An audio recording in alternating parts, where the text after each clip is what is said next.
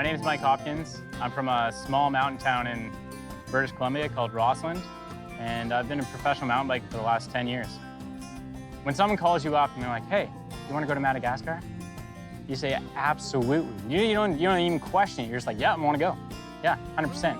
What's there? I don't really know. I'll probably research some stuff. And then like jump on a plane and we're like, hey, we're gonna go do it. We're gonna go live it. And not only just to go, not just to go and like see the environment, see the culture, see the people, but this also gave us an opportunity to show the behind the scenes of what we do. This is like kind of our gateway to show you guys what goes on behind the scenes. And that's exactly what we're gonna do. We're gonna show you the 4 a.m. wake ups. We're gonna show you the poisonous plants. We're gonna show you, crashes. We'll show you all that fun stuff because honestly, it's not a cakewalk. We're here to enlighten you guys, as we do. I was introduced to mountain biking through my dad.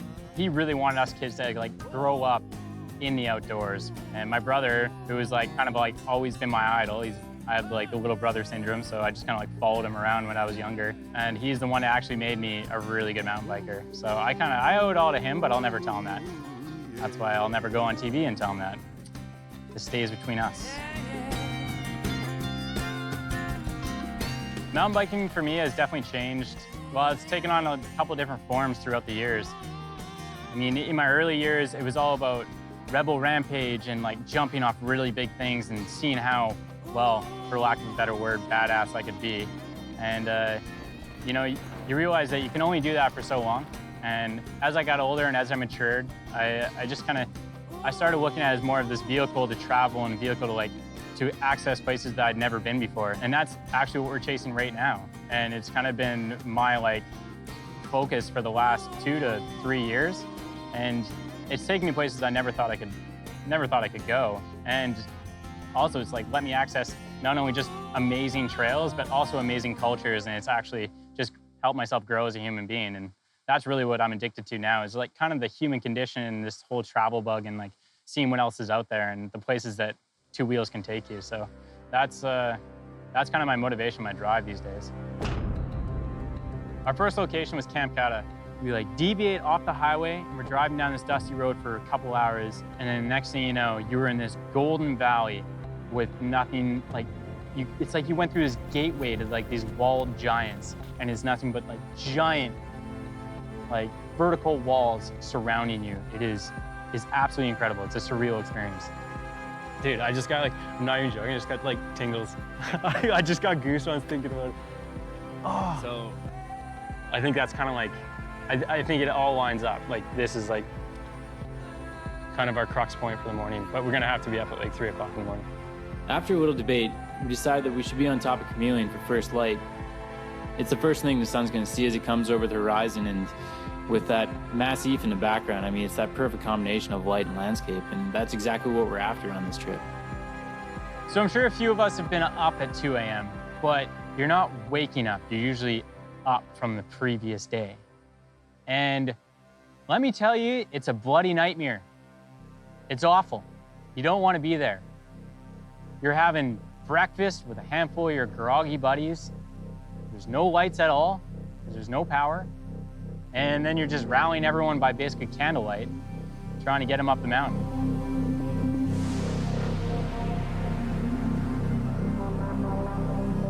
One of the beauty things about these situations is you really have no idea what you're getting yourself into because you've never been there before. I mean, you can do everything you can. All we know is that we want to be at top of the mountain for sunrise. And as you're slowly climbing up the mountain, you're racing the clock to get up there. As you're watching the sky slowly turn lighter and lighter and lighter, and you're just praying that you're on top by the time the sun cracks. And that's your only goal, is to have the cameras ready and wheels ready to roll.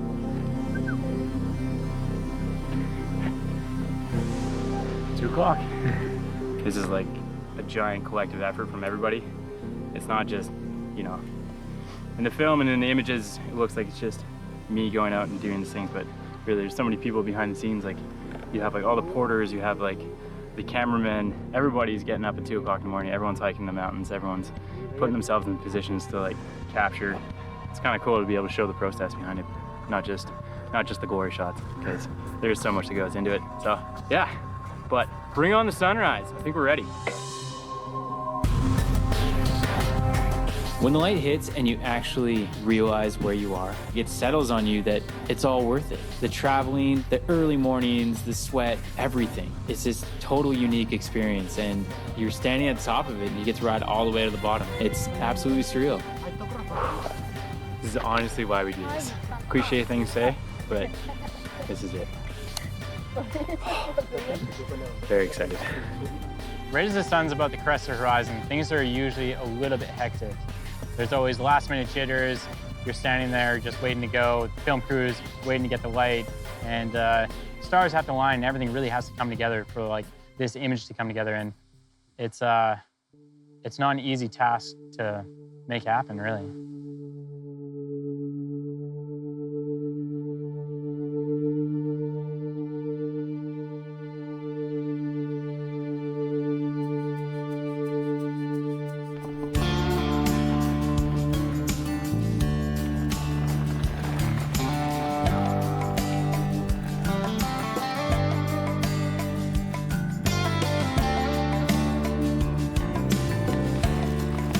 Top of Chameleon begins with these granite slabs that feed into these old carved steps.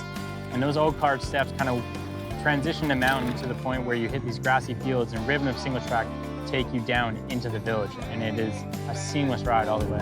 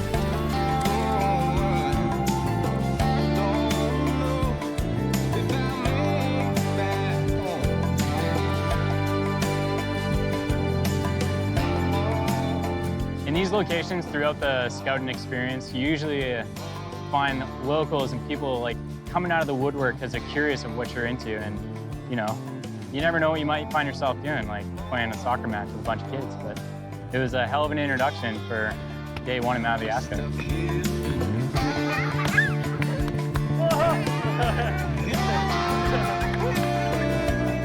Now we've set our introductions. There's a beautiful bit of trail that comes down here and comes through the village and actually goes to the next one. And we're waiting on sunset, so we figured we'd come say hi to the locals and get a couple shots while we're here. And as you can see, they're about as interested as we are. It's pretty awesome. This is like honestly one of the best parts of this. You just never get these interactions, you never get these like kind of situations unless you travel. And it's kind of amazing that your bike takes you here, but a bike is only a very small portion of the whole experience. And you having like genuine interactions with the locals and the kids, and it's so awesome. Biking is just kind of like the cherry on top, but this is what it's all about. Like, look at that. Just get all stoked. Take a picture, show them. It's so sweet. After the village, we caught last light on these sandstone walls above the valley, and that kind of capped off our experience at Camp Kata. Words really don't do it justice at all. It is something that has to be witnessed and has to be experienced, because you roll in, you just have goosebumps like growing on your body all over. It's absolutely incredible. It's a surreal experience.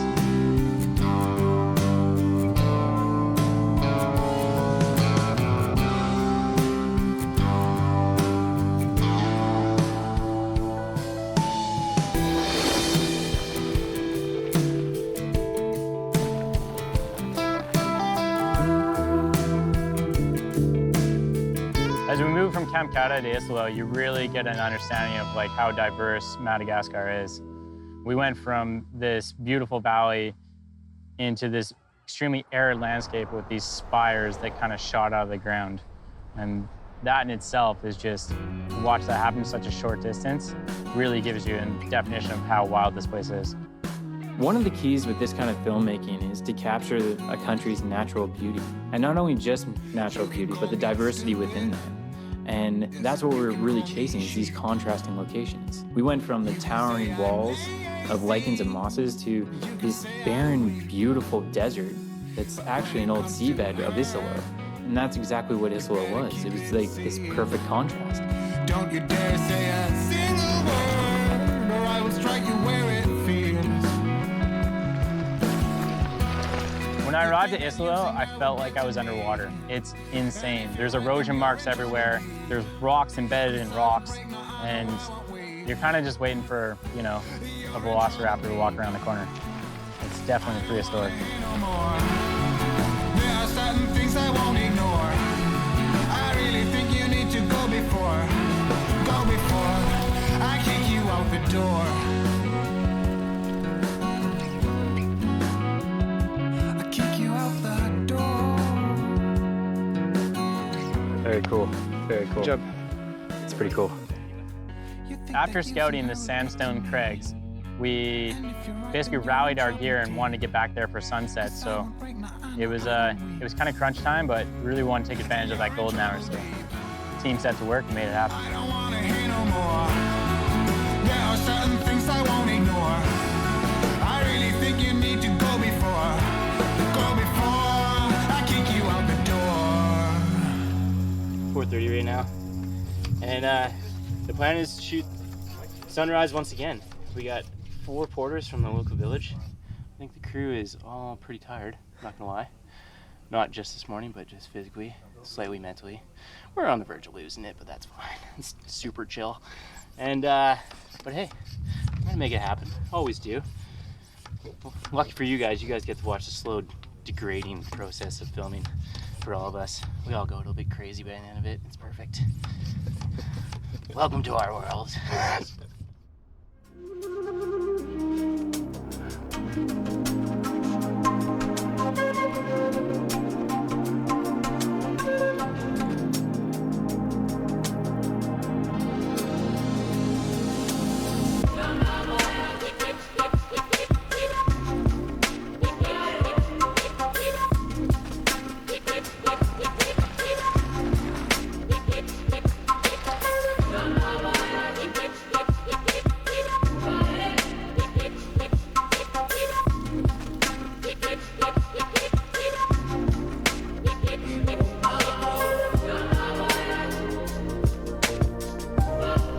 The next morning, we woke up for a sunrise shoot, and it could have gone better than it did.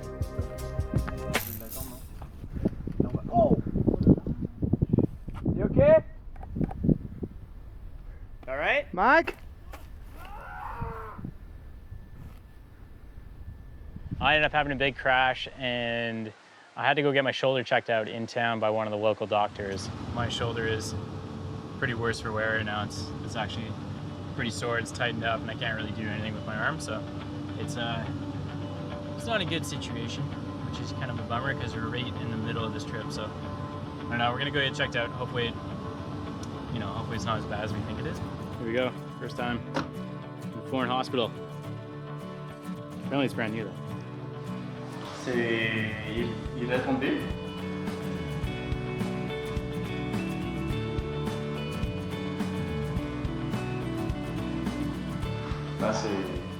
Donc c'est pas vexé. Ça y est, des problèmes musculaires comme ça. Peut-être continuer un petit peu pour les vélos. Okay, cool. With a couple down days on our hands, we decided to head to Isola National Park and test the healing waters of this local canyon. And we heard there was a couple pools in there that were just begging for a little action. So we decided to indulge, as you do.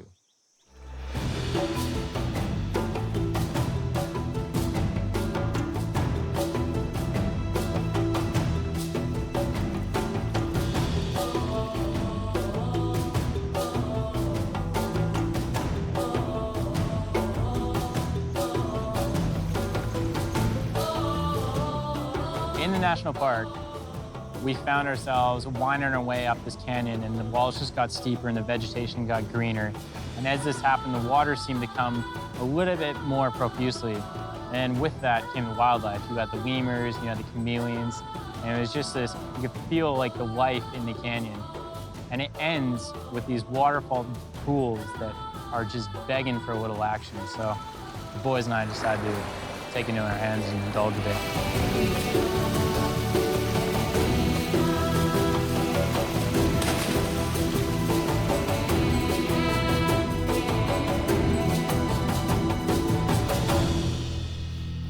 To cap off our day, we decided to head into town where a local festival was happening. And as it turns out, there's a couple of foosball tables there, which we had to take part in.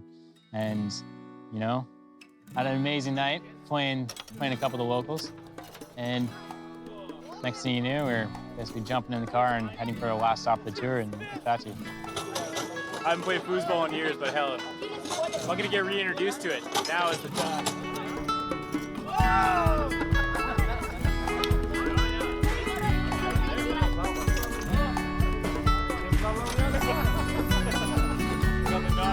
It's been a sweet day. It's been an awesome day. Went and checked out a handful of different zones. Tomorrow we're gonna get up at, you know, our usual hour, 4 o'clock. Actually, we get to sleep in a couple hours. It's nice. And then, yeah, we're gonna do a sunrise shoot. But right now, we're just kind of marinating in the nightlife. It's awesome. It's sweet, man. Cheers.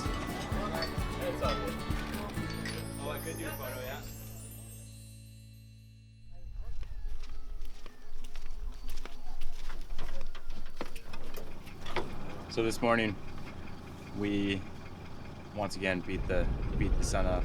We're going to the Zebu village, which has some of the biggest baobabs in Madagascar. So we're gonna go, you know, try and shoot morning light in the village with big old ancient trees. Should be interesting.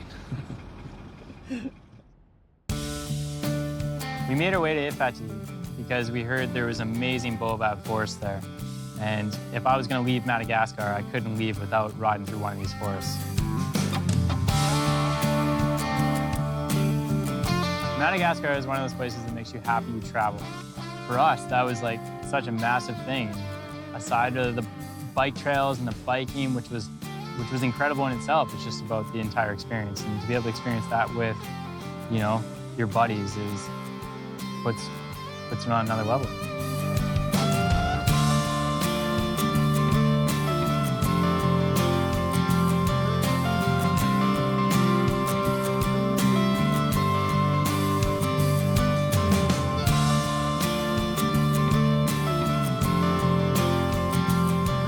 On our way back from the forest, we passed through a fishing village, and everyone was heading out and try our hand at little lobster fishing. So that's exactly what we did.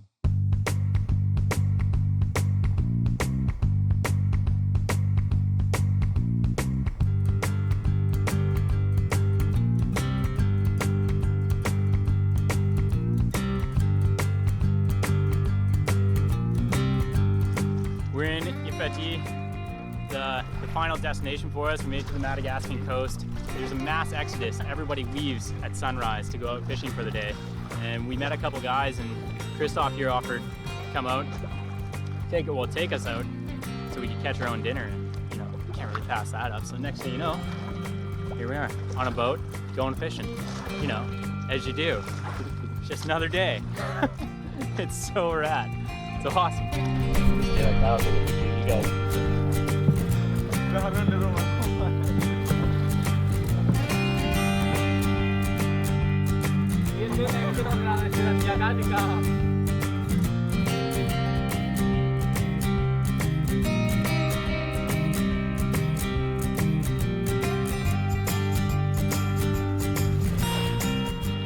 go do some fishing. I mean, hell, if you can't ride, you best be fishing.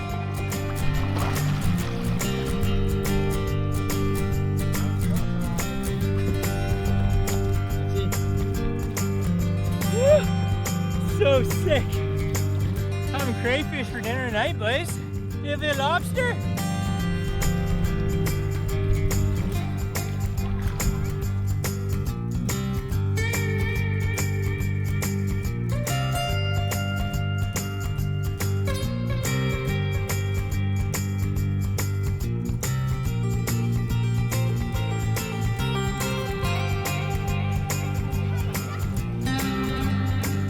Madagascar, what can I say? It's, I'm not gonna use words like incredible or amazing. It's just, I will say surreal though, because it has been, I don't know, like nothing I've ever experienced before. To finish here on the beach, on the coast, playing a game of soccer with the local fishing crew. It's, yeah man, it's amazing. I said it, damn it, I said it. But you guys gotta come, truly incredible. I also said that.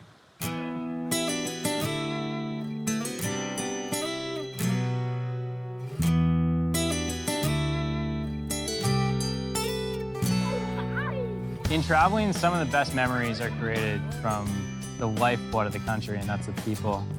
And you'll meet every variety along the way, and you'll find yourself in every situation, but whether it's good or bad, it honestly just is there to create memories, and it makes it unique. It makes each experience unique, and to be able to share that with some of your buddies and just feel like you made a connection, that makes the trip all worth it. These kind of experiences definitely reinforce where I want to be in the coming years, and I just really want to expand and explore that human connection. And if I can do it atop two wheels, then I'll be a pretty happy camper, because that's a hell of a way to go about life.